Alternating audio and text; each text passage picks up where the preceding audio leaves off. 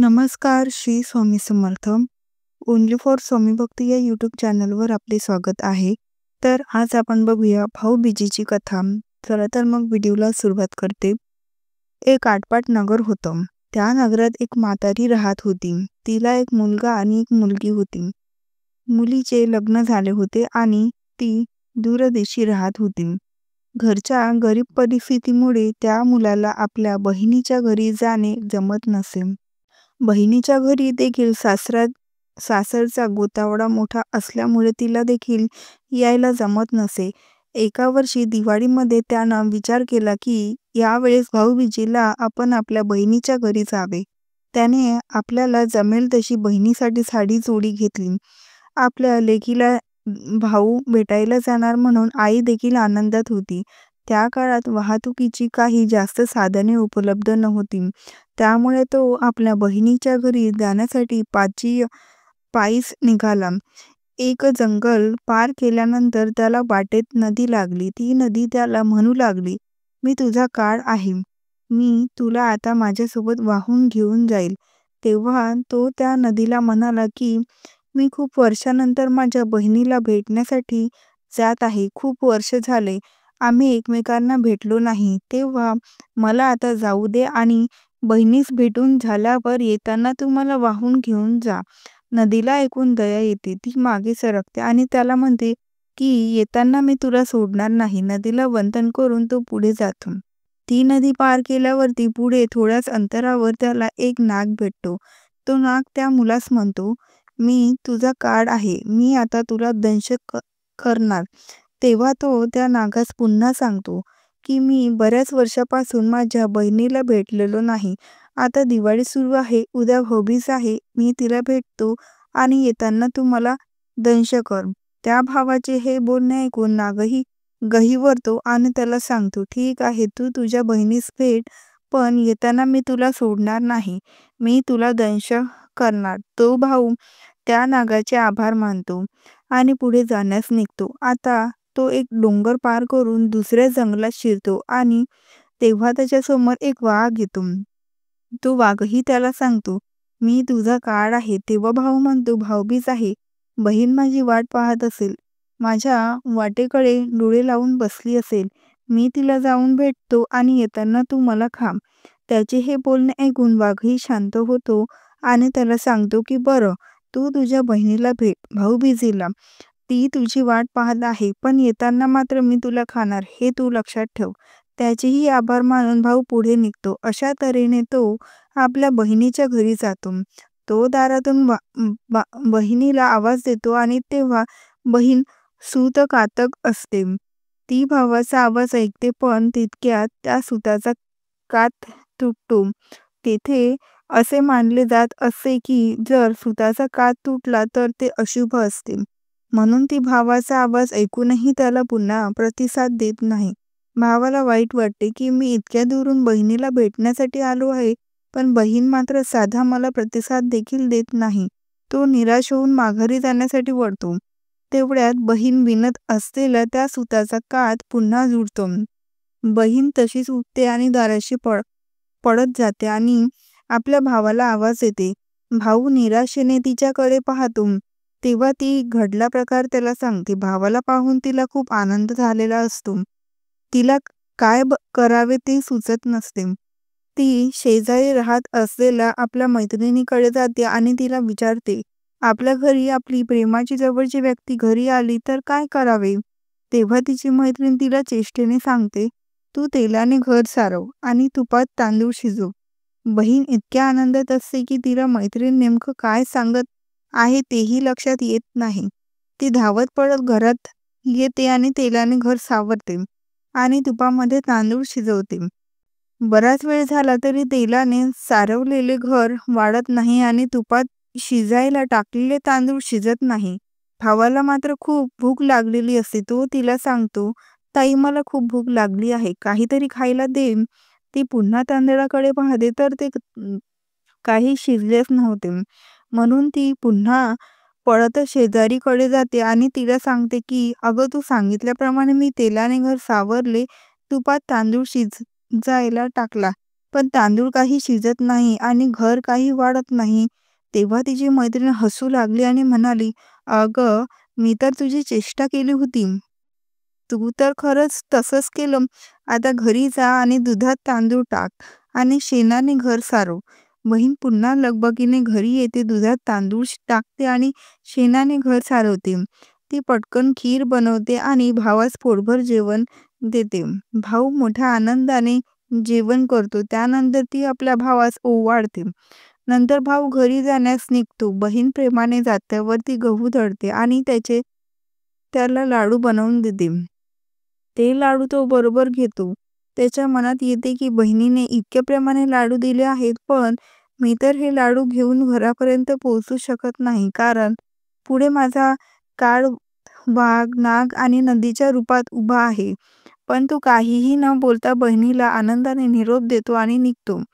तितक्यात थोड्या वेळात तिची मुलं घरी येतात आणि आम्हाला काहीतरी खायला दे म्हणून तिला बोलवू लागतात. तेव्हा तिने भावासाठी बनवलेले लाडू घेते आणि मुलांना खाण्यासाठी देऊ लागते. पाहते तो काय, हे लाडू हिरवे झालेले असतात. ती धावत पळत जात्याकडे जाते आणि पाहते तो काय, त्या जात्यात एक मेलेला साप पडलेला असतो. हे सारं पाहून ती खूप घाबरते आणि भाऊ ज्या दिशेने गेला त्या दिशेने पळत सुटते. तिच्या मनांमध्ये खूप सारे बरे वाईट विचार येऊ लागतात. ती विचार करते की हे विषारी लाडू खाऊन माझ्या भावाला काही झालं तर नसेल. ती वाटेत सर्वांना विचारत विचारत भाऊ ज्या वाटेला गेला त्या वाटेने जाऊ लागते. बरेच अंतर पुढे गेल्यावर तिला एक माणूस भेटतो. ती त्याच्याकडे विचारणा करते. तेव्हा तो तिला सांगतो की पुढे एका झाडाखाली एक माणूस झोपलेला आहे. हे ऐकून ती खूपच घाबरते.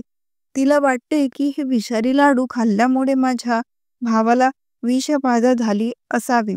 ही धावतच सुटते आणि झाडापाशी जाऊन भावाला हाक मारते. तिचा आवाज ऐकून भाऊ उठतो आणि तिला विचारतो, "काय झालं? तू इथे इतक्या लांब का आलीस?" तेव्हा ती त्याला लाडू दाखवण्यास सांगते. मग ती भावाला सांगते की हे लाडू विषारी झालेले आहेत. ती तिथे जवळच एक खड्डा खणते. त्या खड्ड्यातच ते सर्व लाडू पुरून टाकते. इतकी धावत पळत आल्यामुळे तिला खूप थकल्यासारखे झाले होते. त्यामुळे तिला तहान लागली होती, म्हणून ती भावास पाणी मागते. पण त्याच्याकडेही पाणी नसते, म्हणून तो जवळपास कुठे पाणी आहे का ते पाहतो असे तिला सांगतो. पण ती भावाचं म्हणते की तू पाणी कशात आणशील, त्यापेक्षा मीच जाऊन पाणी पिऊन येते. ती जवळच असलेल्या तळ्याजवळ जाते आणि तेथील पाणी पिते. तेव्हा तिच्या दृष्टीस एक म्हातारी पडते. म्हातारीला पाहून तिला आश्चर्य वाटते की इतक्या घनदाट जंगलात ही म्हातारी इथे काय करत आहे. ती म्हातारीच्या तोंडाजवळ जाते आणि म्हातारीला विचारते की आजी, कोण आहात? इतक्या घनदाट जंगलात एकट्या काय करत आहात? तेव्हा ती म्हातारी सांगते, मी काळ आहे. एका बहिणीचा एकुलता एक भाऊ तिला खूप वर्षानंतर भेटण्यासाठी गेला आहे. मी त्याची वाट पाहत आहे. हे ऐकून ती बहीण खूप घाबरते आणि विचार करते की माझा भाऊ देखील मला खूप वर्षांनी भेटण्यासाठी आला आहे. थोडीशी हिंमत करून ती त्या म्हातारीला यावरती उपाय विचारते. तेव्हा म्हातारी म्हणते की त्याच्या बहिणीने जर त्याला शिव्या दिल्या, त्याला वाईट बोलली, त्याच्यासोबत वेडी बनवून राहिली तर त्याचे प्राण वाचतील. त्या भावावर ती 7 वेळा काळ घालणार आहे. पण यातून जर का त्या बहिणीने त्या भावास वाचवले तर पुढे जाऊन कुणी त्याच्या केसासही धक्का लावू शकणार नाही. हे सारं ऐकून ते बहीण लगेचच ठरवते, मी माझ्या भावासाठी वेडी झाली तरी चालेल, पण मला काहीही करून माझ्या भावाचे प्राण वाचवायचे आहेत. त्यानंतर ती भावाकडे जाते आणि त्याला सांगते की मी तुझ्याबरोबर तुला सोडण्यासाठी येते आहे. तेव्हा भाऊ तिला सांगतो, ताई, पुढे वाघ, नाग आणि नदी माझा काळ बनून उभे आहेत. हे ऐकून ती भावास म्हणते की तू इथेच थांब, मी लगेच घरी जाऊन येते.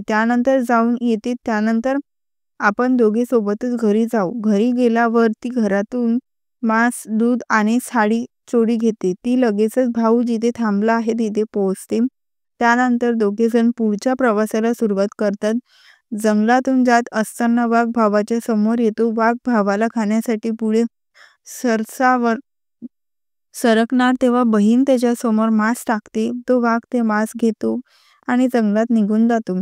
आणखी थोडे पुढे अंतर गेल्यावरती नाग भावाला दंश करण्यासाठी येतो. तेव्हा ती लगेचच त्या नागाला दूध देते. नाग दूध पितो आणि निघून जातो. जंगल पार करून ते दोघे नदीजवळ पोहोचतात. आता नदी त्याला बुडवण्यासाठी येते. तेव्हा बहीण लगेचच तिच्या समोर साडी चोळी देते आणि तिची पूजा करते. त्यामुळे नदी लगेचच मागे सरकते.